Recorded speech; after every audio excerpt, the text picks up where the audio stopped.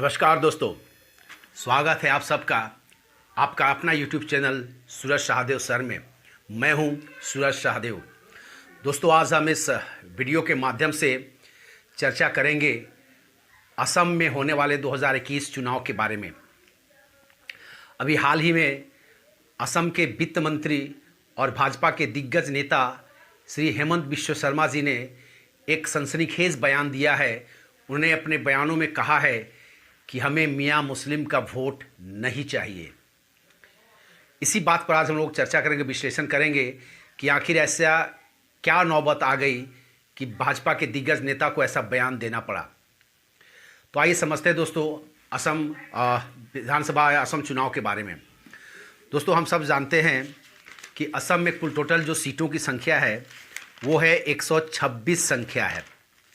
कुल टोटल विधानसभा की सीटें हैं 126 हैं, जिसमें अभी वर्तमान में भाजपा के पास 61 है और भाजपा के सहयोगी दल असम गण परिषद जो है उनके पास 14 सीट है और बीपीपी यानी कि बोडोलैंड पीपल्स फ्रंट इसके पास 12 सीटें हैं। इन टोटल को मिला करके भाजपा अभी वहाँ 87 सीटों के साथ बहुमत के साथ वहाँ पर सत्ता में है और उसके मुख्यमंत्री अभी सर्बानंद सोनोवाल जी हैं। वहीं विपक्ष की अगर हम बात करें तो विपक्ष के पास अभी वहाँ पर कांग्रेस के पास 25 सीटें हैं, AIUDF उसके पास 13 सीटें हैं और एक निर्दलीय को मिलाकर विपक्ष में अभी वहाँ पर 29 सीटें हैं उनके पास में। और इस 126 जो विधानसभा चुनाव होने वाले हैं दोस्तों, इसको लेकर के अभी असम के वित्त मंत्री हैं आपके और शिक्षा मंत्री भी हैं, वो वित्त मंत्री और शिक्षा मंत्री दोनों ही हैं, वो है आपके हेमंत बिश्व शर्मा, जो भाजपा के वहाँ पर अभी ये बहुत बड़े दिग्गज नेता हैं। और कहा जाता है कि पूर्वोत्तर राज्यों का राजनीति की नब्ज़ को वो बहुत अच्छी तरह के समझते हैं। अगर हम बात करें कि भारत की राजनीति को अगर अमित शाह समझते हैं और उसके चाणक्य माने जाते हैं, तो पूर्वोत्तर भारत की राजनीति को हेमंत बिश्व शर्मा समझते हैं और उनको वहाँ का चाणक्य भी कहा जाता है। अतः दोस्तों, उन्होंने अभी हाल ही में एक बयान दिया है कि हमें मियाँ मुस्लिम की वोट नहीं चाहिए। उन्होंने कहा है कि मैं अपने अनुभव के आधार पर कह सकता हूं कि हमें 2014 के लोकसभा चुनाव में भी और विधानसभा 16 के विधानसभा चुनाव में भी या पंचायत के चुनाव में भी जो मियाँ मुस्लिम हैं उन लोगों ने हमें मतदान नहीं किया था, अतः हमें उनका वोट नहीं चाहिए। उन्होंने और एक घोषणा किया है कि जहां पर मियाँ मुस्लिमों की मतदाताओं की जहां पर बहुमत है वहां वो अपने उम्मीदवार उतारेंगे ताकि वहाँ के अन्य मुस्लिमों को जो मियाँ मुस्लिमों से अपने आप को संबंध नहीं रखते हैं, वो नहीं मानते हैं उसको अपना, वैसे मुसलमानों के पास एक मौका हो या एक ऑप्शन हो कि वो भी वहाँ पर मतदान कर सके। इसे वैसे क्षेत्रों में भी जहाँ पर इनकी बहुमत है या जहाँ पर लोकल मुस्लिम का जो बहुमत है वैसे क्षेत्रों में भाजपा अपने उम्मीदवार या उनका असम गण परिषद जिसका हाथी छाप है वहाँ पर वो अपने उम्मीदवार वहाँ पर उतार सकते हैं। और एक बात कहते दोस्तों कि असम सरकार ने वहाँ पर आपके जो मदरसा चलते थे वहाँ पर 614 सरकारी खर्चे पे वहाँ मदरसा चलते थे, असम सरकार ने उन मदरसों को बंद कर दिया है। असम सरकार ने साफ साफ कहा है कि धार्मिक शिक्षा देना हमारा काम नहीं है। लेकिन जो मदरसों में जो बच्चे पढ़ते थे उन बच्चों का पठन पाठन बाधित ना हो, शिक्षा में उनको कोई बाधा ना पहुँचे, इसलिए ऐसे मदरसों को जिसको सरकार चलाती थी या उनको पेमेंट देती थी वहाँ के शिक्षकों को या खर्च देती थी उसको, वैसे स्कूल के मदरसों के बच्चों को एक सामान्य स्कूल में कन्वर्ट कर दिया जाएगा। उन मदरसों को एक सामान्य स्कूल में कन्वर्ट करके उन बच्चों के शिक्षण को बाधित ना हो, इसका उपाय असम सरकार करने जा रही है दोस्तों। और दोस्तों, अगर हम बात करें वहाँ पर मतदाताओं की, तो वहाँ पर कुल टोटल जो है आपके 3 करोड़ 12 लाख के आसपास मतदाता हैं, जनसंख्या वहाँ पर असम की। उसमें से 34% जो है वो मुस्लिमों की जनसंख्या है और 61% हिंदू है। लेकिन बीजेपी के जो चाणक्य कहे जाते हैं पूर्वोत्तर भारत के हेमंत बिश्व शर्मा जी ने ऐसा बयान आखिर ऐसा क्यों दिया है? अगर इस बात की हम तहकीकात करें तो हमें पता चलता है कि विपक्ष में जब कांग्रेस और AIUDF जिसके बदरुद्दीन अजमल वहाँ पर एक बहुत ही लोकप्रिय मुस्लिमों के बीच में बहुत ही लोकप्रिय नेता हैं बदरुद्दीन अजमल, जो कहा जाता है कि वहाँ मुस्लिमों के बीच में अच्छी खासी उनकी पकड़ है। हालांकि उन्होंने मुस्लिमों के बीच में पकड़ होते हुए भी अपने आप को सिर्फ असम तक में ही सीमित करके रखा है। वो क्या किया है, इस बार कांग्रेस के साथ साठगांठ कर लिए हैं। और इसी चीज़ का काट को देखते हुए भाजपा ने एक वहाँ पर रणनीति के तहत ऐसा बयान दिया है। वहाँ पर कहा जाता है कि मुस्लिम दो प्रकार के हैं। एक वो मुस्लिम हैं जो बांग्लादेश या पश्चिम बंगाल से जा कर के असम में बसे हुए हैं और जो बांग्ला भाषी हैं या बांग्ला भाषा का प्रयोग करते हैं। उनकी वहाँ पर जो संख्या है वो 4-5% के आसपास होती है। जो संख्या होती है 4-5% टोटल जनसंख्या का। वहीं पर दूसरे जो मुस्लिम हैं वहाँ पर, जो वहाँ के लोकल मुस्लिम हैं, जो वहाँ के स्थानीय हैं, जो अपने आप को इन बांग्लादेशी या पश्चिम बंगाल से आए मुस्लिमों के साथ अपने आप को एसोसिएट नहीं करते हैं, उन लोगों दोनों के बीच में भाजपा ने एक प्रकार से विभेद पैदा कर दिया है, ताकि ये लोग अगर बदरुद्दीन अजमल और कांग्रेस अगर साठगांठ करते हैं तो मुस्लिम वोट में भी वहाँ पर भेद हो जाए और कुछ वोट भाजपा को भी लोकल मुस्लिमों को वहाँ पर मिल जाए। वहाँ पर जो लोकल मुस्लिम जुलाहे जिसको कहते हैं हम, उस कास्ट के वो लोग मुस्लिम होते हैं और वो असम के भूमिपुत्र हैं। दोस्तों, अभी जो मियाँ मुस्लिम हैं, इन लोगों को सबसे ज़्यादा चिढ़ भाजपा से है CAA और NRC को लेकर के।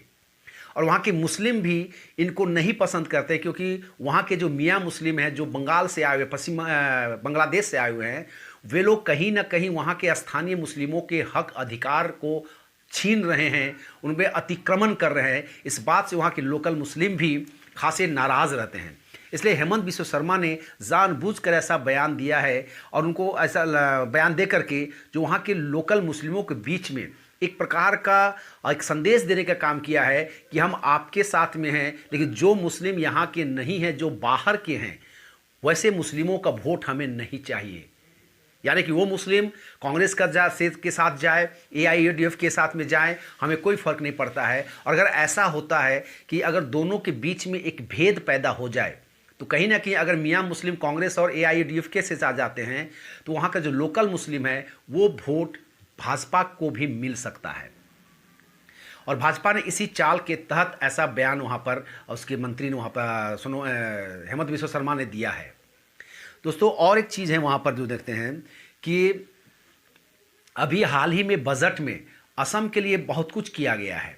अभी सीतारमन जी वहाँ पर 6 फरवरी को या 7 फरवरी को वहाँ पर जाने वाली हैं और वहाँ के टी बागानों में काम करने वाले 8 लाख वर्करों के बीच उनके खाते में 3-3 हज़ार रुपया DBF डायरेक्ट बेनिफिट फंड के तहत उनके खातों में वो डालने के लिए वहाँ जाएंगी। यानी कहीं ना कहीं ये 8 लाख जो टी बागानों में काम करते हैं जो वर्कर्स, ये भाजपा के वोटर्स रहे हैं। 2014 में भी रहे थे, 2016 के विधानसभा में भी और पंचायत चुनाव में भी वे खुलकर भाजपा को वोट करते हैं। और इससे पहले भी भाजपा उनके खातों में 5-5 हज़ार रुपया DBF के तहत डालने का काम पहले भी कर चुकी है। और अभी अगर भाजपा सरकार अगर ये करने जा रही है कि उनके खातों में 3-3 हज़ार रुपये डालेगी उनके खातों में, तो कहीं ना कहीं ये वोटर्स जो टी बागान के वर्कर्स हैं ये भाजपा की तरफ झुकेंगे ही झुकेंगे। और ऐसा कहा जाता है कि उस क्षेत्र में जो जहाँ पर चाय बागान है उस क्षेत्र की जनसंख्या जो है 60 लाख से ऊपर है और भाजपा का पूरा ध्यान उसी क्षेत्र में है। अपनी जो पकड़ है उसको मजबूत करने की दिशा में भाजपा वहाँ पर कदम उठा चुकी है। प्रधानमंत्री आदरणीय मोदी जी भी वहाँ पर जाने वाले हैं। एक असम माला प्रोजेक्ट को शुरुआत वहाँ पर करेंगे, वो शुभारंभ करेंगे। और हेमंत बिस्व शर्मा के बयानों को अगर हम देखें तो उन्होंने साफ ऐसा पता चलता है कि भाजपा इस बार असम में अपना एजेंडा सेट कर चुकी है कि हमें मियाँ मुस्लिम का वोट नहीं चाहिए और मुस्लिमों को ये दरार डालने का काम कर चुकी है। हालांकि वहाँ के विपक्षी दल, चाहे वो कांग्रेस हो, चाहे AIUDF हो, AIUDF हो, उन्होंने इसका विरोध किया है और कहा है कि समाज को बांटने का काम भाजपा कर रही है। उन्हें ऐसा आरोप लगाया है। असम में जो मियाँ मुस्लिम हैं NRC और CAA को लेकर के भाजपा को वोट नहीं करेगी, वो जान चुकी है। इसलिए उन्होंने ऐसा बयान दिया है और वो एक सुनिश्चित जो हिंदू मुस्लिम है उसको वो सुनिश्चित चाहते हैं कि ये वोट हमारा कहीं ना जाए। जहाँ 61% जो हिंदू हैं वहाँ पर वो उसको पूरी तरीके से भाजपा अपने पक्ष में करना चाहती है। हालांकि इस बार के चुनाव में कांग्रेस ने भी वहां पर 80 प्लस का मिशन तय की है। तरुण गोगोई जी ने कहा है कि हम 80 प्लस सीट इस बार जीतेंगे वहां पर और अपने बल पर वहां सरकार बनाने की वो सोच रहे हैं। हालांकि उन्होंने कहा है कि यह मुश्किल हो सकता है और लेकिन हम इसके लिए कोशिश करेंगे और उन्होंने वहाँ पर अपने संगठन को, अपने बूथ स्तर को, पंचायत स्तर को वो मजबूत करने में लगे हुए हैं दोस्तों। तो अतः दोस्तों ये हम कह सकते हैं कि असम का चुनाव इस बार बहुत ही दिलचस्प होगा दोस्तों, क्योंकि वहाँ पर जो हिंदू मतदाता 61% और जो मुस्लिम मतदाता है वो 34% के आसपास हैं। तो भाजपा कहीं ना कहीं चाहती है कि हमारा 61% का जो मतदाता हिंदू मतदाता है वो इंटैक्ट रहे और जो 34% मुस्लिम हैं, जहाँ पर 4-5% आपके मियाँ मुस्लिम जो बांग्लादेशी हैं, तो जहाँ जहाँ बांग्लादेशी मुसलमानों का बहुमत है या हार जीत का वो डिसीजन करते हैं, वहाँ पर भाजपा चाहती है कि हम कुछ मुस्लिम कैंडिडेट को भी वहाँ पर हम उतारें या अपना जो उनका संगठन में साथ में जो हैं मिलकर चल रहे हैं वो अब असम गण परिषद वो भी वहाँ पर कोई अगर कैंडिडेट अपना देता है तो वहाँ पर वो मुस्लिम जो मियाँ मुस्लिम से नाराज़ रहते हैं वे लोग भाजपा या असम गण परिषद के पक्ष में मतदान कर सकते हैं। यही इसको लेकर के वहाँ पर भाजपा चल रही है, क्योंकि भाजपा भी जानती है वहाँ पर कि वहाँ पर जो मुस्लिम हैं, वहाँ पर जो इंडिया को अपना मुल्क मानते हैं, बहुत वहाँ पर वो कट्टर है, देशभक्त हैं वे, तो वे कहीं ना कहीं भाजपा को पसंद करेंगे और कांग्रेस और AIUDF के खिलाफ जाकर वोट करेंगे। इसी उम्मीद के ध्यान में रखते हुए हेमंत बिश्व शर्मा जी ने ऐसा बयान दिया है, ऐसा लगता है दोस्तों। यही था असम विधानसभा चुनाव के बारे में जो विवरण है, जो वहाँ का विश्लेषण हो पाया। आगे चल करके देखेंगे अगर वहाँ पर कुछ और ऐसी कुछ घटनाएं घटती हैं तो उसको लेकर मैं ज़रूर आपके बीच आऊँगा। तब तक के लिए नमस्कार, जय हिंद।